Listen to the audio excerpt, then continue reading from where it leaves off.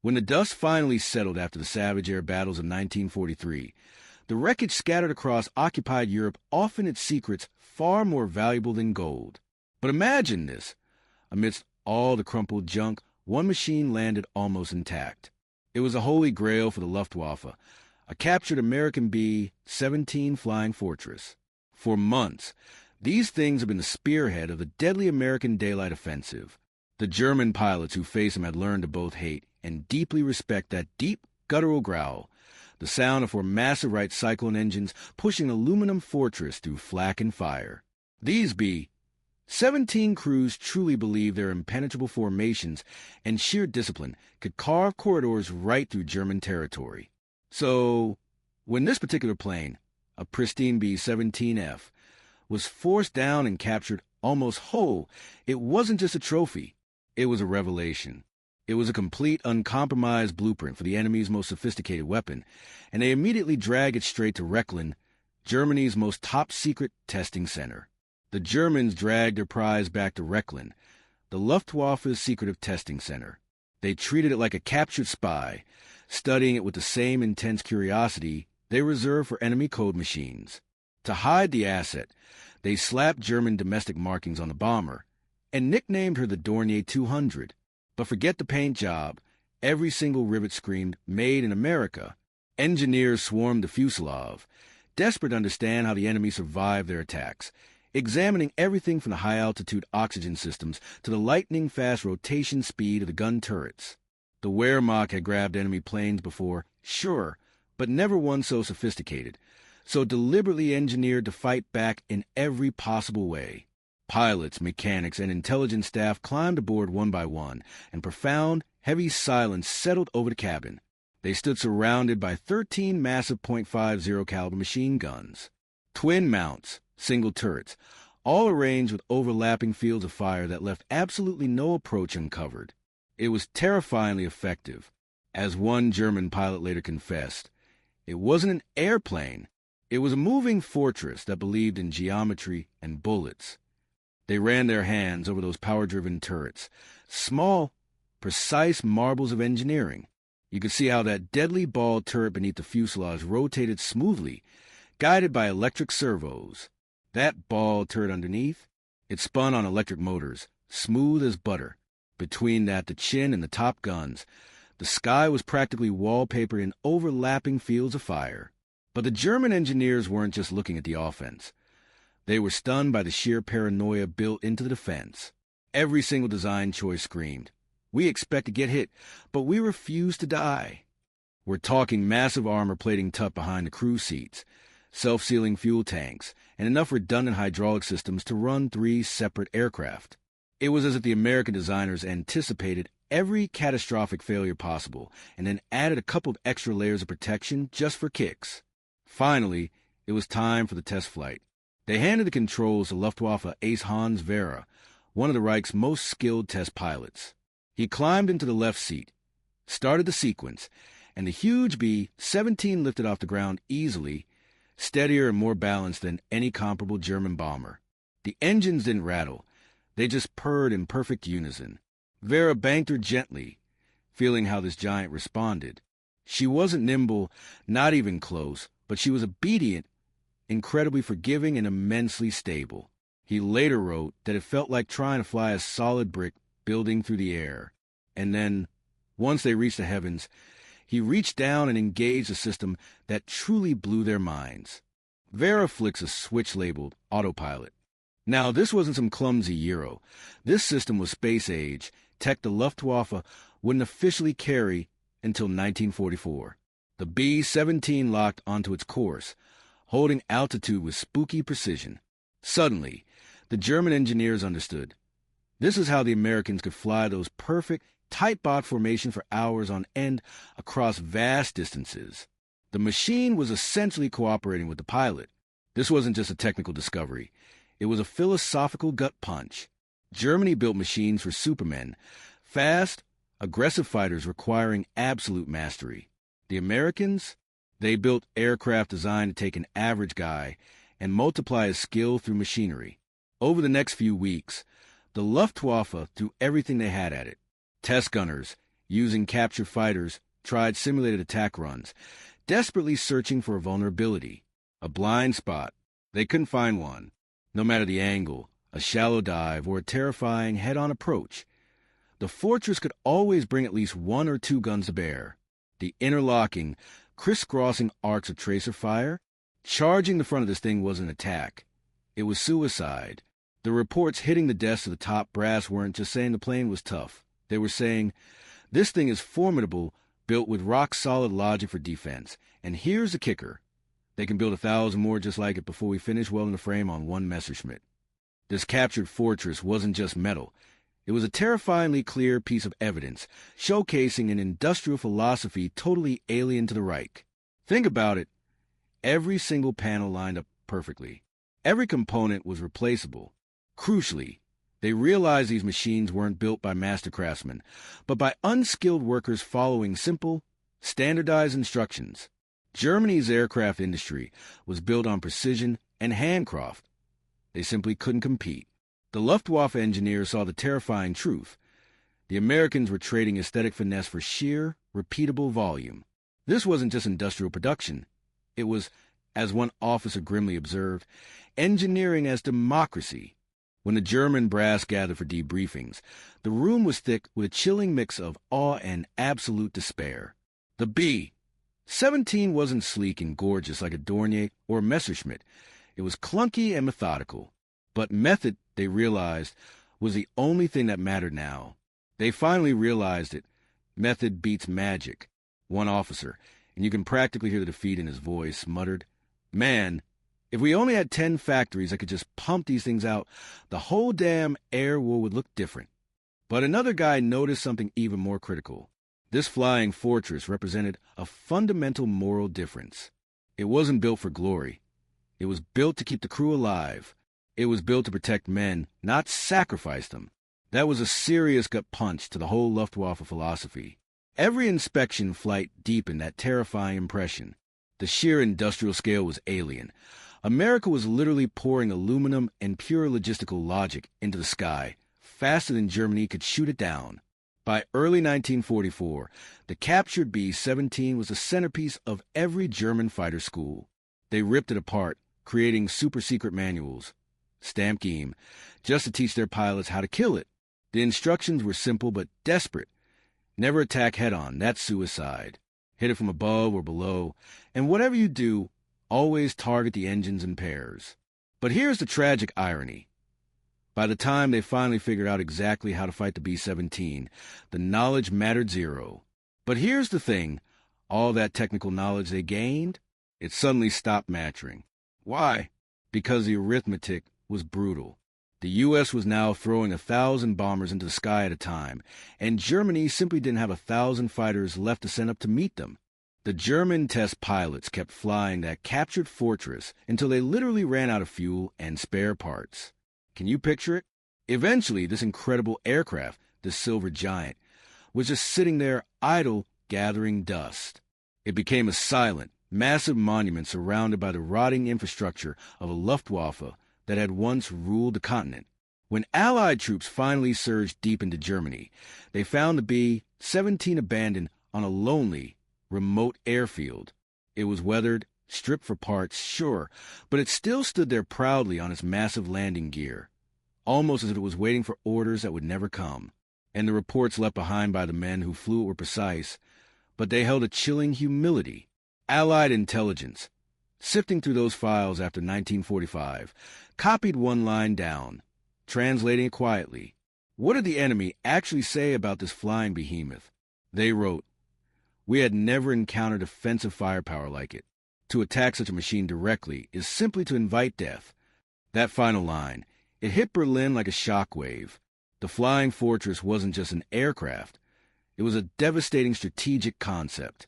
The intelligence reports, chillingly titled Lessons from the Enemy's Machine, landed on the desks of the Reich's analysts, carrying a toxic blend of technical data and grudging admiration. The guys who read them instantly grasped the true nightmare scenario.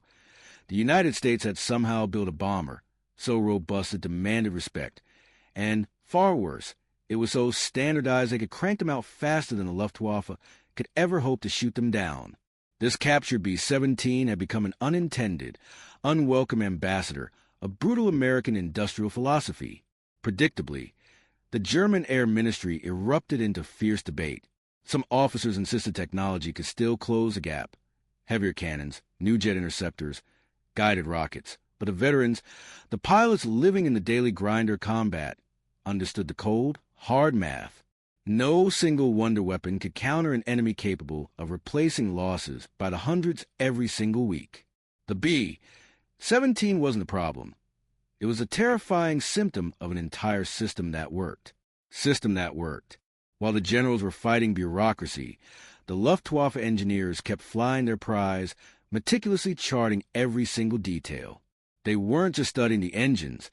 They were mapping the defensive arcs, the armor plate, and the harmonization of every single machine gun.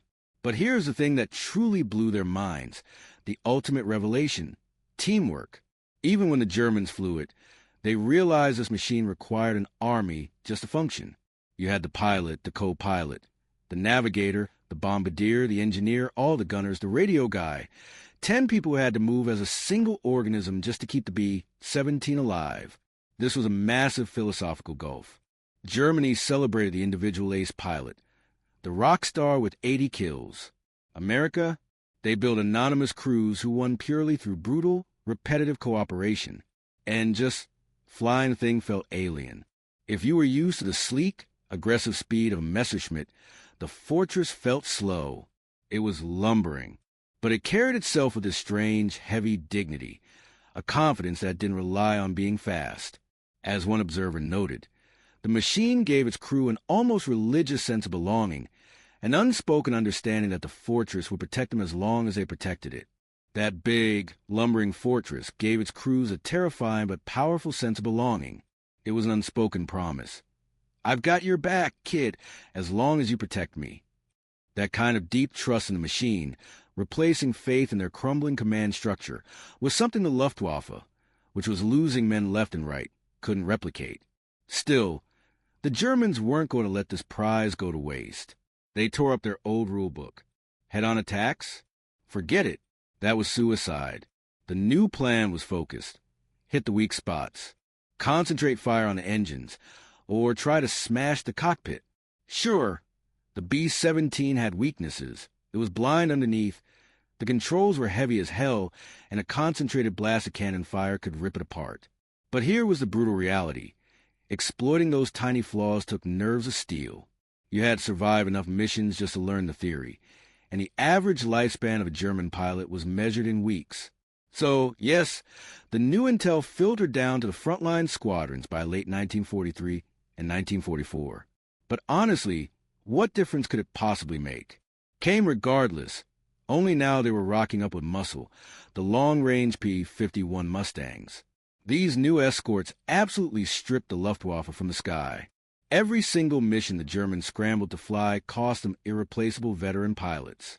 It stopped being about air superiority and started being about cold, brutal arithmetic.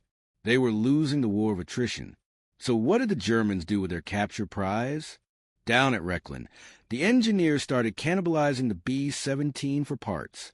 They were desperate, studying its electrical guts for power distribution and tearing into the oxygen regulators to figure out high-altitude consistency. But it was the cockpit that truly blew their minds. One internal memo captured the entire widening cultural divide. American aircraft, he wrote, appear to be designed with the operator in mind, not the inspector. German engineering prized perfection, no matter the cost and production speed. American engineering prioritized mass reliability under pressure. That difference was fatal. By 1945, the Luftwaffe wasn't just dying in the air. It was dying on the ground. The Luftwaffe wasn't just losing the air war. It was literally starving. Fuel? Gone. Entire squadrons were chained to ground. Aluminum was rationed down to nothing. Those incredible jet prototypes they bragged about were just sitting in dark hangars, covered in dust, because there was no power, no electricity, to even turn them on. And right in the middle of this tragic operational collapse, there sat the captured B-17. Quiet, eerie, You could still just make out the faded American stars bleeding through the hastily painted German black crosses. What was it now? Not just a plane. It was a silent monument to the moment the Reich had to admit the war in the skies was totally, utterly unwinnable. Fast forward to that spring, when Allied troops finally smashed through and overran the Reckland test field. They found the flying fortress exactly where the engineers had left it. Engines frozen solid, tires flat as pancakes, but the fuselage still intact. American intelligence teams swarmed the place, and man, were they stunned. They instantly recognized their own creation, even wearing that enemy uniform.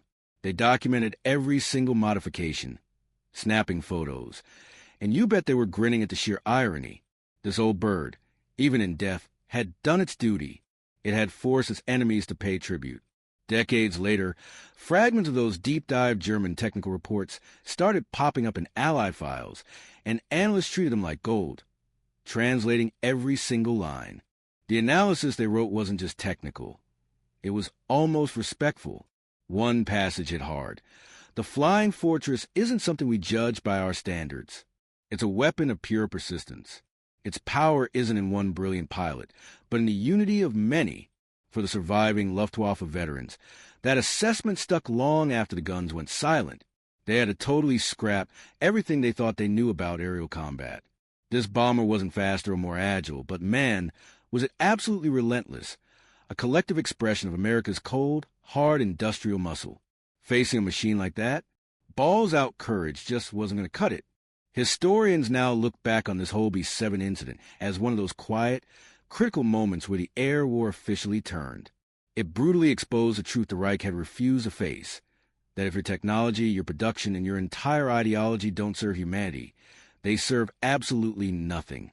So, these Luftwaffe aces actually climbed into that strange American cockpit.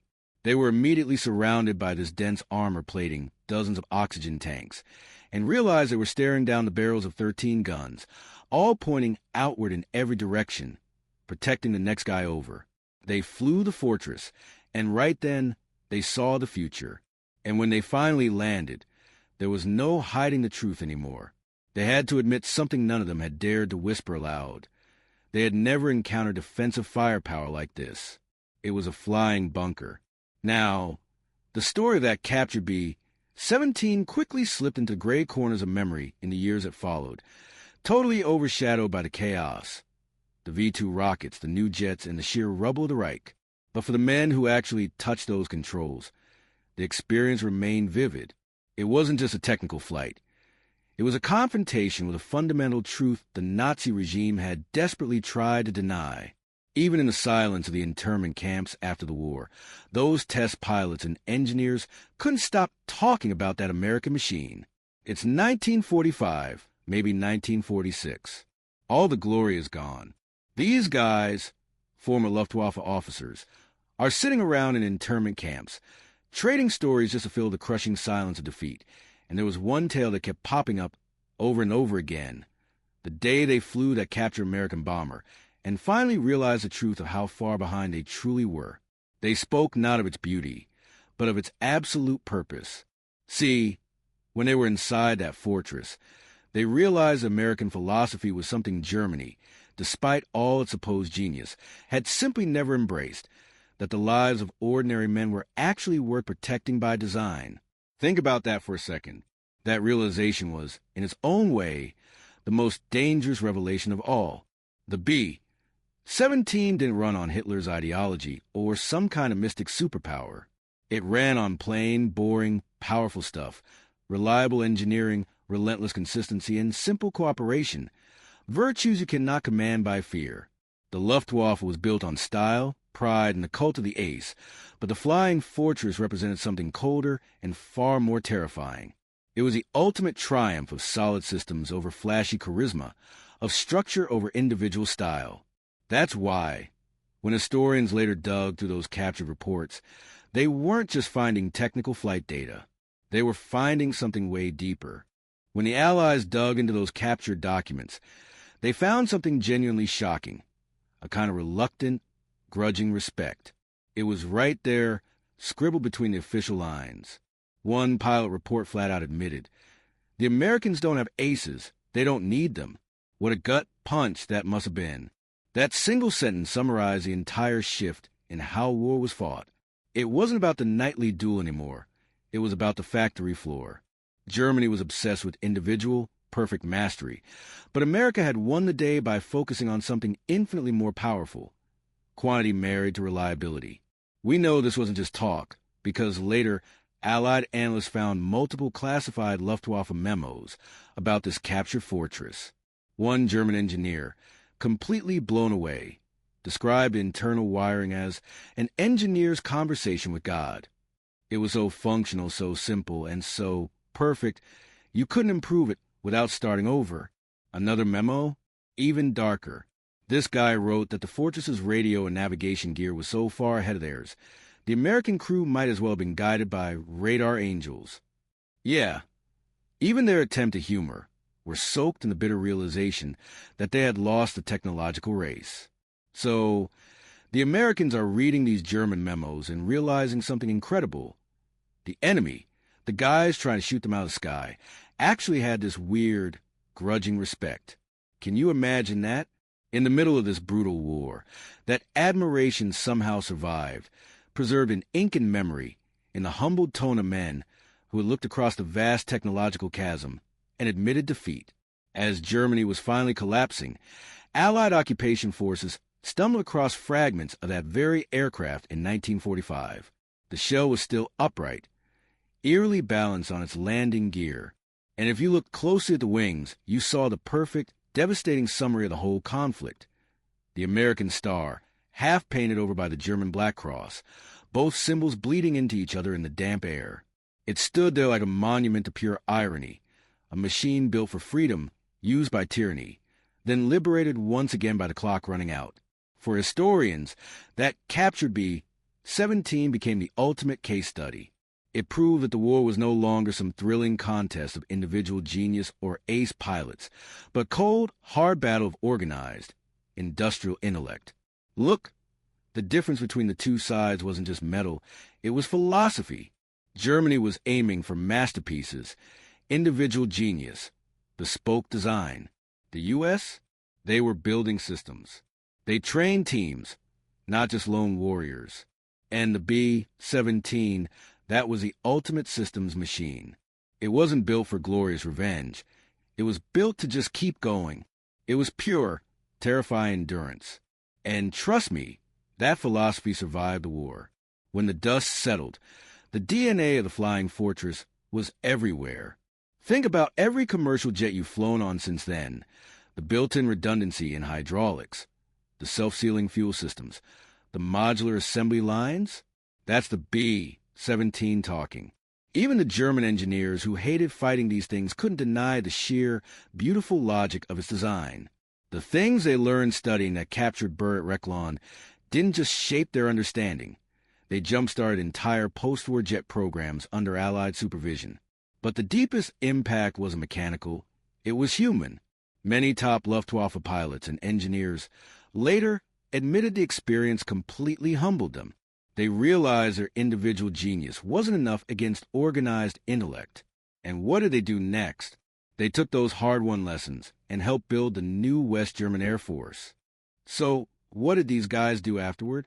Well, some of them went straight into the new West German Air Force, training with NATO, the very alliance they'd just been fighting in the 1950s. Others said goodbye to military life entirely and started building planes for passengers, not bombs, joining civilian aerospace companies. When they wrote their stories later, their memoirs are absolutely wild. They talk about how the war, ironically, taught them genuine admiration for the enemy's methodology, replacing the pure disdain propaganda had jammed into their heads. One guy summed up the mind shift perfectly. "We learned from a fortress," he recalled, "that discipline doesn't have to be cruel, and that perfection isn't about being some wholly untouchable thing. It just needs to be useful." The B-17 wasn't just metal when the war ended. It was a symbol. For the Allies, pure, stubborn resilience. But for the Germans who actually flew it, it was a total revelation. Hidden inside the aluminum hull, a whole generation of engineers glimpsed a world built on cooperation. The exact teamwork its American crew had relied on just survive. It's crazy, but that bomber carried something way heavier than ammunition. It carried a philosophy. True strength isn't found in dominance. It's found in absolute unity. Look, most of this insane story, this captured bomber, this revelation, it just lives in dusty old archives now. We're talking about yellowing paper and rusted fragments of aluminum, right? But the core meaning? That's crystal clear. Picture this. It's 1943. A handful of Luftwaffe hotshots climb into this enemy war machine. They fly it, they land it, and when they step out, they weren't just pilots anymore. They were fundamentally changed. They realized the true power of the Americans wasn't the size of their bombs or the amount of fire they could deliver. It was the brilliance of the design itself. They didn't talk about victory or defeat. All they could muster was pure astonishment. They had just seen a machine where defense was treated like art. Think about that. They saw engineering being used as empathy, specifically designed to keep men alive, not just throw them into a meat grinder. That quiet revelation stayed with them forever. A scar, but a scar of understanding. And when the final official reports came in, the writer, a hardened German officer, surrendered completely to the truth. The last line was short, punchy, and devastatingly clear. The flying fortress is not to be feared for what it destroys, but for what it preserves.